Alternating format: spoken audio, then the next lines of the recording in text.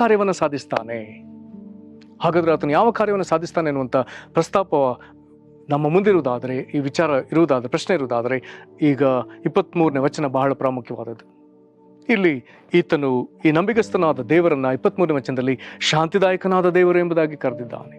ಈತ ನಮ್ಮ ಜೀವಿತದಲ್ಲಿ ಮಾಡುವಂಥ ಕಾರ್ಯವನ್ನು ಆತನಲ್ಲಿ ಇಲ್ಲಿ ಹೇಳ್ತಾ ಆ ಶಾಂತಿದಾಯಕನಾದ ದೇವರು ತಾನೇ ನಿಮ್ಮನ್ನು ಪರಿಪೂರ್ಣವಾಗಿ ಪವಿತ್ರ ಮಾಡಲಿ ಅಂತ ಹೇಳ್ತಾನೆ.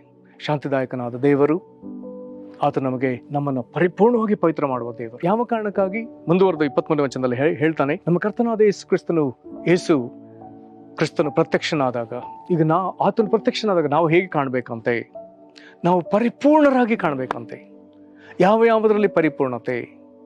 ಇಲ್ಲಿ ಬರೆದದೆ ಆತ್ಮ, ಪ್ರಾಣ, ಶರೀರ, ಈ 3 ಸಂಗತಿಗಳು ದೋಷವಿಲ್ಲದಾಗಿ ಸಂಪೂರ್ಣವಾಗಿ ಕಾಣಿಸುವಂತೆ ಕಾಪಾಡಲ್ಪಡಬೇಕಂತ ಕರ್ತನಲ್ಲಿ ಪ್ರೀತಿಯುಳ್ಳ ದೇವಜನರೇ, ಹಾಗಾದರೆ 24ನೇ ವಚನದಲ್ಲಿ ನಮ್ಮನ್ನು ಕರೆಯುವವನಾದ ದೇವರು ನಂಬಿಗಸ್ತನು. ಈತನು ನಮ್ಮನ್ನು ಪರಿಪೂರ್ಣವಾಗಿ ಪವಿತ್ರ ಮಾಡುವುದರಲ್ಲಿ ಆತನು ನಂಬಿಗಸ್ತ. ಆತನು